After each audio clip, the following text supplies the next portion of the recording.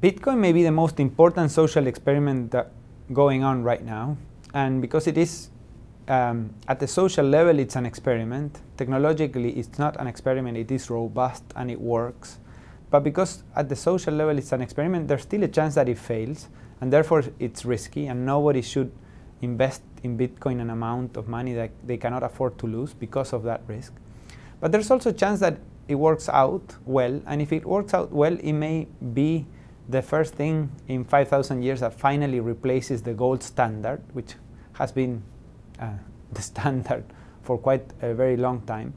And it becomes a new meta currency that sits atop all currencies. I don't think Bitcoin should or would ever replace any national currencies. I think that salaries need to be paid in local currencies, and countries need to have their monetary policies, and you need lenders of last resort, and the systems that we have in place probably need to stay at that level, but people need to have options, and I think that Bitcoin will become probably the currency of the internet or of the digital world, but also in that sense a new currency that sits atop all currencies, and for certain transactions that you do either because they're on the internet or because they're international, it makes more sense to do them in Bitcoin than in any other currency eventually.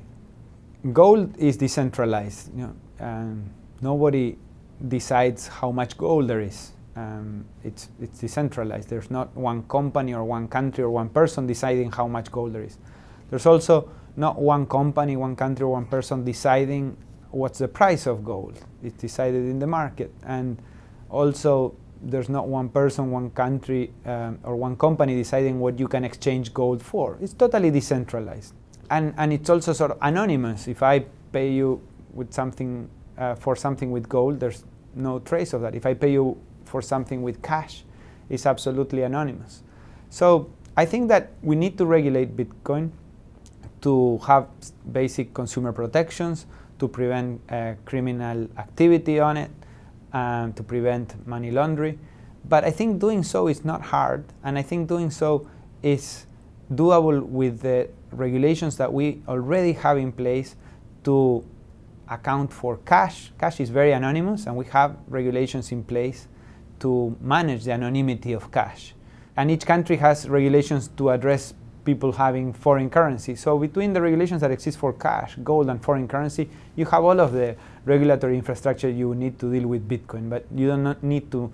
What we are seeing right now is because a lot of the regulators are still getting their arms around Bitcoin. The first reaction is a scare reaction that tends to over-regulating, which that wouldn't be good for the regulators, wouldn't be good for the industry.